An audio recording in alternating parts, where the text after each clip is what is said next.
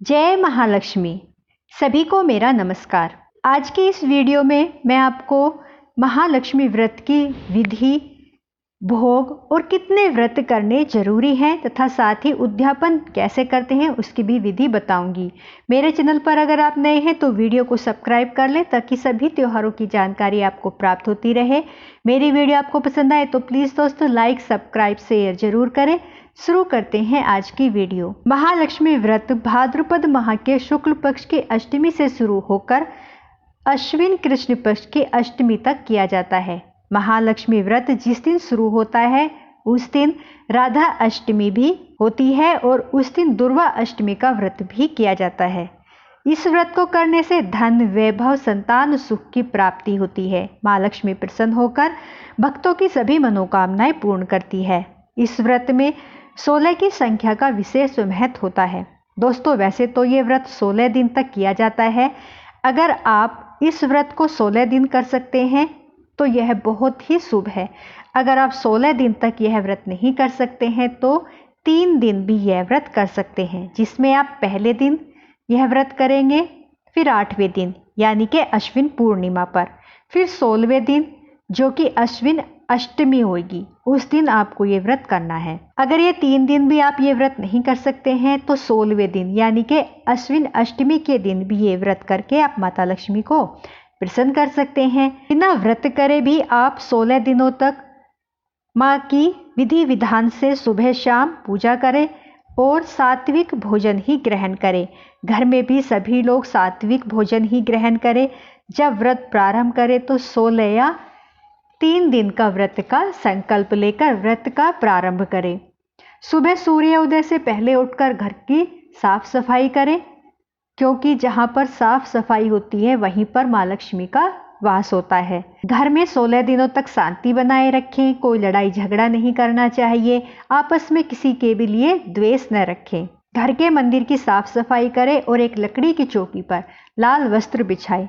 गज पर विराजमान माँ लक्ष्मी की मूर्ति या तस्वीर स्थापित करें। 16 दिनों के इस व्रत में माँ के 8 रूपों की पूजा की जाती है। इन व्रतों में माँ के 8 रूपों की पूजा विधि विधान से करें, मंत्रों का जाप करें। इस पूजा में आप धातु या मिट्टी से बने हुए हाथी का भी पूजन कर सकते हैं, उसे भी आप चौकी पर स्थापित कर सकते हैं।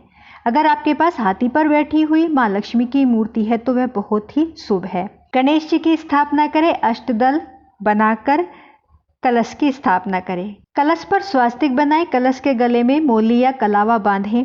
कलश में गंगा जल डालें, हल्दी की गांठ डालें, सुपारी, लौंग, सिक्का, दुर्वा घास, अक्षर डालें। फिर कलश में जो ऊपर की तरफ है उस मुंह पर, कलश के मुंह पर 5, 7 या 9 की संख्या में आम या पान के पत्ते रखें। अशोक के पत्ते भी रख सकते हैं। कलश के ऊपर एक प्लेट या कटोरी में चावल डालकर रखें। देखें, ये ध्यान रखें कि चावल टूटा हुआ नहीं होना चाहिए, नहीं तो पूजा खंडित हो जाती है। चावल डालकर रखें। उसके ऊपर नारियल पर कलावा या चुनरी लपेट कर रख दें।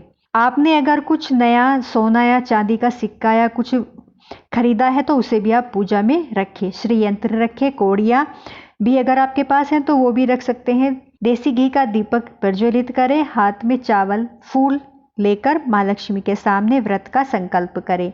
जितने दिनों का माँ लक्ष्मी का आपने व्रत रखना है उतने दिनों का आप संकल्प करें और देवी से कहें, हे माता लक्ष्मी, मैं आपकी सेवा में तत्पर हूँ। आपके इस महाव्रत को मैं पूर्ण निष्ठा से, भक्ति से करूंगी या करूंगा।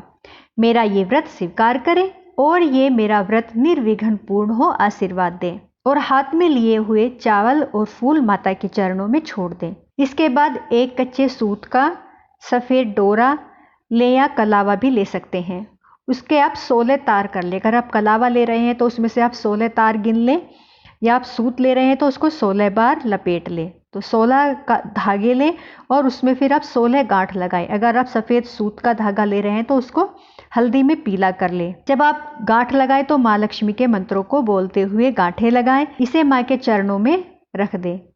धागे का भी पूजन करें। धूप दीप से पूजन करें। यह आपका संकल्प सूत्र हो जाएगा। फिर पूजा के बाद इस धागे को माँ के मंत्र बोलते हुए हाथ या गले में पहनना चाहिए। अब गणेश भगवान का पूजन करें। जल से छींटा देकर स्नान करे, जनेऊ रूपी कलावा अर्पित करे, दुर्वा पुष्प अर्पित करे, घी का दीपक जलाकर दिखाएं, भोग लगाएं। ओम गय गणपते नमः मंत्र का भी आप जाप करें। कलश की पूजा करें, साथ ही श्री यंत्र की पूजा करें, माता की पूजा करें।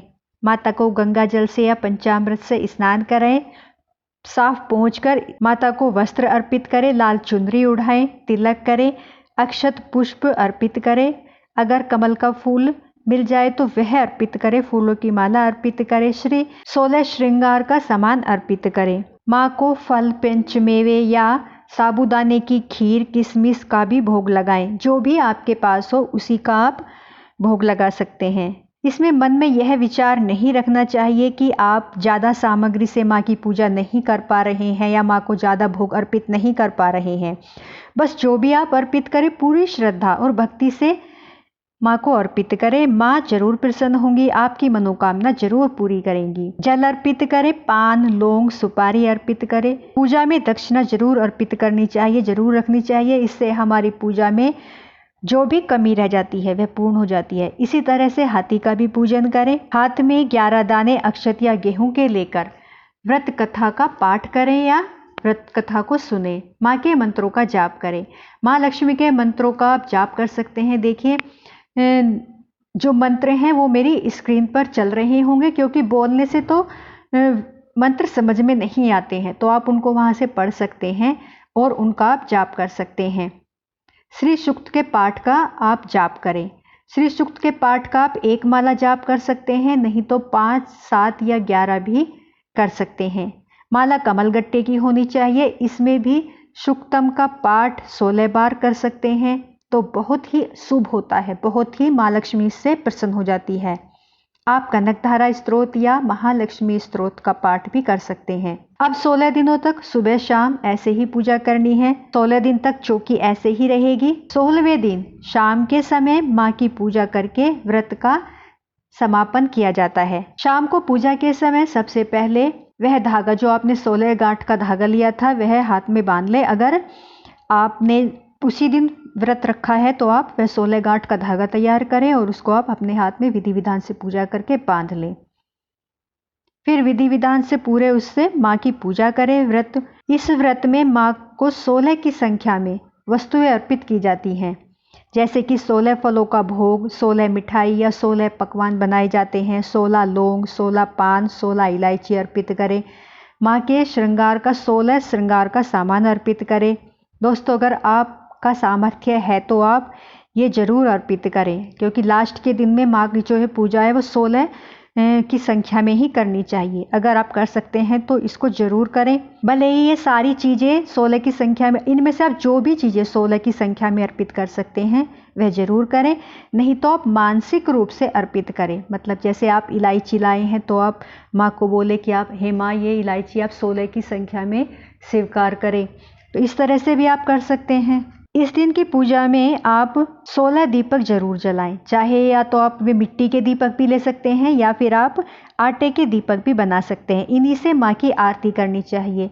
अब एक थाली या सूप में स्वास्तिक का चिन्ह बनाएं और उसमें सारी सामग्री रख लें। जो भी आपको दान करना है वह उस सूप में रख लें। जैसे माँ के लिए निमित्त जो आपका दान है, जैसे आप साड़ी रख सकते हैं लाल रंग की, चुनरी या और भी श्रृंगार का सामान जो भी आपको रखना है दान के लिए वह उसमें रख लें। पूजा के बाद क्षमा याचना करें और जब चंद्रमा निकल जाए तो चंद्रमा को अर्घ्य देकर माँ को 3 बार पुकारना चाहिए। अगर ये व्रत पति पत्नी ने एक साथ किया है तो दोनों ही उत्तर दिशा की ओर मुंह करके माँ लक्ष्मी को पुकारें 3 बार। अगर पति पत्नी ने नहीं किया है साथ में या फिर किसी ने अकेले ही किया है तो वह भी अकेले भी से ऐसे मतलब माँ को पुकार सकता है कि हे माँ लक्ष्मी, हे माता, आप मेरे घर विष्णु भगवान सहित विराजमान हो जाओ। माता को घर आने का निमंत्रण देकर फिर अर्घ्य देकर वापस आए और जो भी पकवान आपने बनाया है वह सात्विक और शुद्ध होना चाहिए। उसमें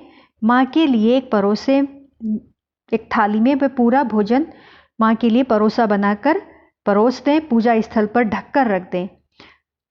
पूजा के किसी भी वस्तु को उठाना नहीं है। फिर व्रती अपना भोजन करके अगले दिन स्नान आदि के बाद माँ की थाली का भोजन गाय को खिला दे और सूप का सामान दक्षिणा के साथ लक्ष्मी माँ के मंदिर में या ब्राह्मणी को दे दे। इस दिन हवन भी आप करा सकते हैं या ब्राह्मणी को भोजन भी करा सकते हैं। कलश, मूर्ति, अन्य विसर्जन की वस्तुएं जो भी जल में विसर्जन करें, जो विसर्जन की वस्तुएं वो जल में विसर्जित कर दें। कौड़ियों को लाल कपड़े में बांधकर अपनी तिजोरी में रख लें। श्री यंत्र और मूर्ति को मंदिर में रख दें।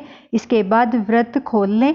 दोस्तों, इस व्रत में अन्न ग्रहण नहीं किया जाता है। इसमें आप दूध, दही, मिठाई, जूस, फलाहार कर सकते हैं। वैसे तो नमक की मनाही होती है। अगर आप नहीं रह सकते हैं तो आप सेंधा नमक, कट्टू, साबूदाना, आलू, शकरकंदी आदि चीज़ें खा सकते हैं। व्रत के दौरान अशुद्ध होने पर व्रत छोड़ना नहीं है। पूजा आप परिवार के किसी भी सदस्य से करवा सकते हैं। इन 16 दिनों में आप प्याज, लहसुन, मांस, मदिरा का सेवन घर में किसी को भी नहीं करना चाहिए। ज़्यादा से ज़्यादा माँ के मंत्रों का जाप करें। चुगली, बुराई व लड़ाई झगड़े से बचें। दोस्तों, मन में यह धारणा बनाकर रखें, मन में यह सोच ले कि घर में हमारे माँ लक्ष्मी पधार चुकी हैं। इस धारणा के साथ पूजा करने से साधक की सभी मनोकामना माता लक्ष्मी पूर्ण करती हैं। ब्रह्मचर्य का पालन करें। दोस्तों, ये थी हमारी महालक्ष्मी की पूजा विधि, नियम की जानकारी। मेरी वीडियो आपको पसंद आई हो तो प्लीज़ लाइक, सब्सक्राइब, शेयर जरूर करें। आप सभी को हाथ जोड़कर प्रणाम।